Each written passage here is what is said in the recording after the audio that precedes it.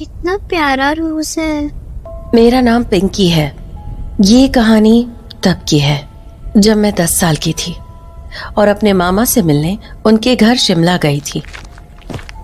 पिंकी, अरे तुम यहाँ हो? तुम बाहर कब आई? और ये है मेरे मामा। दरअसल ये घर मामा ने हाल ही में खरीदा था, तो उन्होंने मुझे गर्मी की छुट्टियों में अपने पास बुला लिया। मामा देखो, रेड रोज। हाँ हाँ, बहुत अच्छा है। अब चलो अंदर आ जाओ और सामान अनपैक कर लो अपना। कपड़े भी नहीं बदले हैं तुमने। पर मामा, यहाँ हवा अच्छी है। यहाँ मौसम पूरे महीने ऐसा ही रहेगा, तो तुम बाकी का मजाक कल ले लेना। ओके, अब चलो अंदर आ जाओ, रात होने वाली है। तो हम दोनों घर के अंदर लिविंग रूम में आकर बैठ गए। तो पिंकी, घर अच्छा लगा? हाँ मामा, पर मैं रहूंगी कहाँ? अरे इतने सारे कमरे हैं, किसी में भी रुक जाओ। पर कमरे का सामान? अरे सामान तो यूं हट जाएगा। तुम बताओ तो कौन सा कमरा चाहिए? बालकनी वाला। बालकनी वाला? ठीक है फिर, बस अभी आधे घंटे में हो जाएगा। तो मामा ने कुछ ही देर में मेरा कमरा रेडी कर दिया। कमरे में घुसते ही मैंने अपने बैग को साइड में रखा और बालकनी में चली गई। वाओ। कुछ देर बालकनी में खड़े रहने के बाद मैं वापस अपने कमरे में आ गई और अपने फोन पर गेम खेलने लगी। हाँ?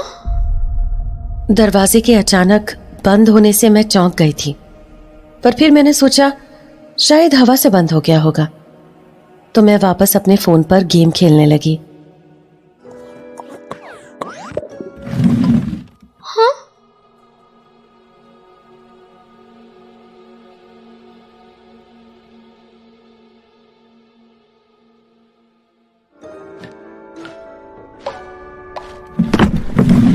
हाँ? मैंने फिर एक आवाज सुनी, पर समझ नहीं पाई कि किसकी थी। तभी मेरी नजर स्टूल पर गई। उस रात मैंने उस बात पर ज्यादा ध्यान नहीं दिया और उसे अपना वहम मानकर नजरअंदाज कर दिया। मैंने अपने कमरे की लाइट्स ऑफ की और सो गई। अगली सुबह ब्रेकफास्ट के टाइम पर मैंने मामा से पूछा, मामा, हाँ बेटा। यहाँ हवा बहुत जोर से चलती है क्या? मैं समझा नहीं बेटा, तुम्हारा मतलब क्या है? वो कल मेरे कमरे का दरवाजा अचानक अपने आप बंद हो गया। बेटा हवा तो चलती है यहाँ पर इतनी भी तेज नहीं। हो सकता है कल ज्यादा तेज हो। सोने में कोई दिक्कत हुई क्या? नहीं। हाँ फिर ठीक है। मामा से बात करने के बाद मुझे भी लगा कि पिछली रात जो भी हुआ वो तेज हवा के कारण हुआ होगा। अगली रात वैसा कुछ नहीं हुआ, तो मैं बड़े आराम से सो गई। पर लगभग रात के 2 बजे मेरी नींद खुली। कमरे में बहुत अंधेरा होने के कारण कुछ ठीक से दिख नहीं रहा था, पर तभी चांद की रोशनी में मुझे पर्दे के पीछे कुछ दिखा। कौन है? हाँ? कौन? कहाँ?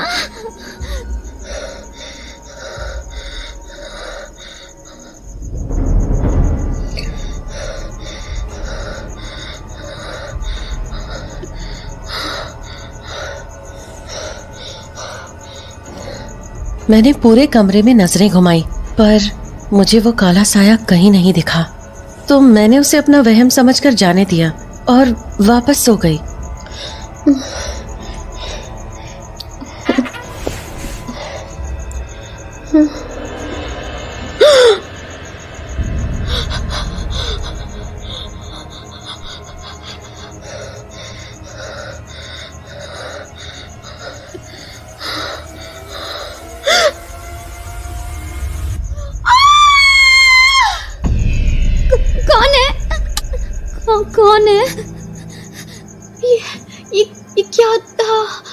अभी कौन था?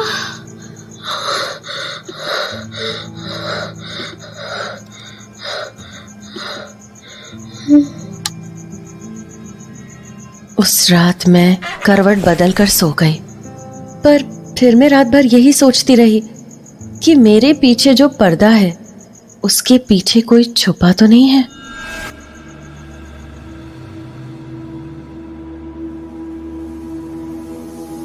और फिर अगली सुबह ब्रेकफास्ट पर।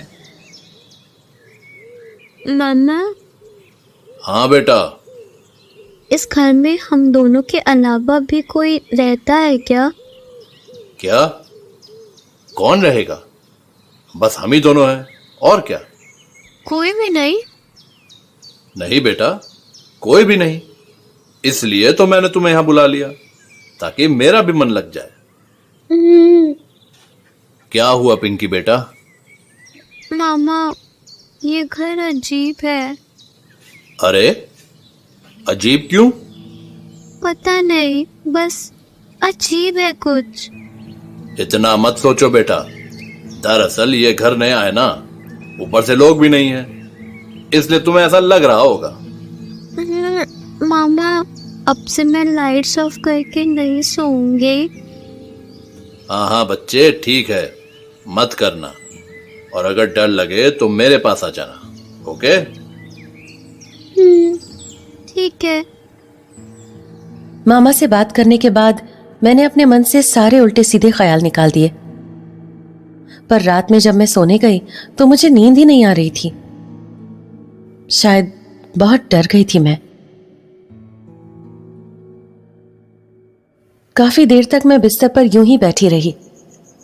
अब तक कुछ भी नहीं हुआ था, पर तभी कमरे की लाइट्स जलने बुझने लगी।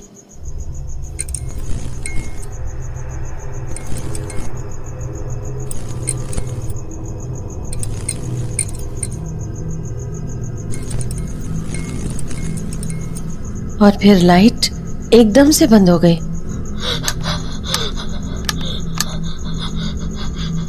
मैंने लाइट्स ऑन करने की कोशिश की, पर लाइट नहीं जली, तो मुझे लगा शायद लाइट्स खराब हो गई हैं। तो मैं अंधेरे में ही बेड पर लेट गई।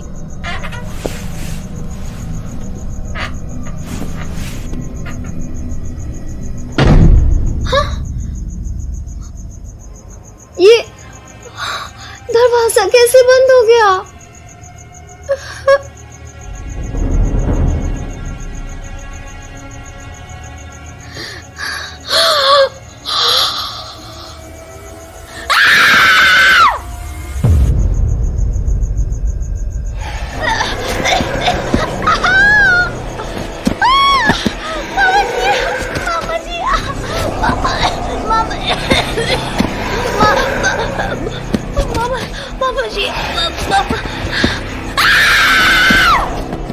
पिंकी, पिंकी बेटा।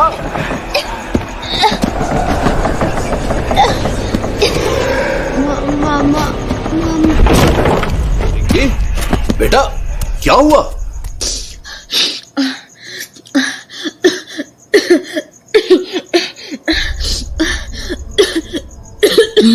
बेटा, क्या हुआ? तुम ठीक हो ना? मामा, वो मुझे वो मेरा गला, मामा, वो मेरा गला दबा रहा था मामा। अरे कौन क्या करेगा? क्या बोल रही हो? मामा, वो ओह, अच्छा लाइट जलाओ, चलो। मामा, मामा, वो बच्चे लाइट तो जलाओ, देखो तो कोई नहीं है यहाँ। मामा, मामा। कुछ नहीं है, मैं हूं ना, जलाओ लाइट। देखो, कहाँ कुछ है? मामा, वो मेरा गला दबा रहा था। कुछ नहीं होगा, चलो उठो, इस कमरे से बाहर चलो। चलो आ जाओ, मेरे पास सो जाना। चलो बेटा। तो मैं मामा के साथ उनके कमरे में जाकर सो गई। और अगली सुबह मामा जी ने पंडित जी को बुलाकर पिछली रात के बारे में सब कुछ बताया। ये घर तुमने नया बनवाया है? नहीं पंडित जी, मैंने इसे बस हाल ही में किसी से खरीदा है। इतने अच्छे खासे घर को यूं ही बेच देना अजीब नहीं लगा तुम्हें? तुमने उनसे पूछा नहीं कि वो ये घर आखिर क्यों बेच रहे हैं? पंडित जी, इतना तो नहीं सोचा मैंने। मुझे लगा सस्ते में मिल रहा है तो ले लेना चाहिए।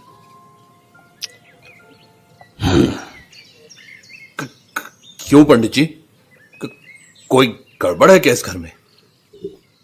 कल रात जो कुछ भी पिंकी बिटिया के साथ हुआ वो बहुत भयानक था। अगर तुम दरवाजा तोड़कर उस कमरे में प्रवेश नहीं करते तो पिंकी बिटिया की जान भी जा सकते थे। क्या पंडित जी, ये आप? ये सत्य है। दरअसल ये घर शापित है। इस घर में जो लोग पहले रहते थे उनकी बेटी ने किसी वजह से इस घर में आत्महत्या कर ली थी। पर पंडित जी, मैं तो इस घर में काफी महीनों से रह रहा हूं, पर मेरे साथ तो कभी ऐसा कुछ नहीं हुआ। तो फिर पिंकी के साथ ही क्यों? मेरे ख्याल से वो कमरा ही वो जगह होगी जहां उस लड़की ने आत्महत्या की होगी,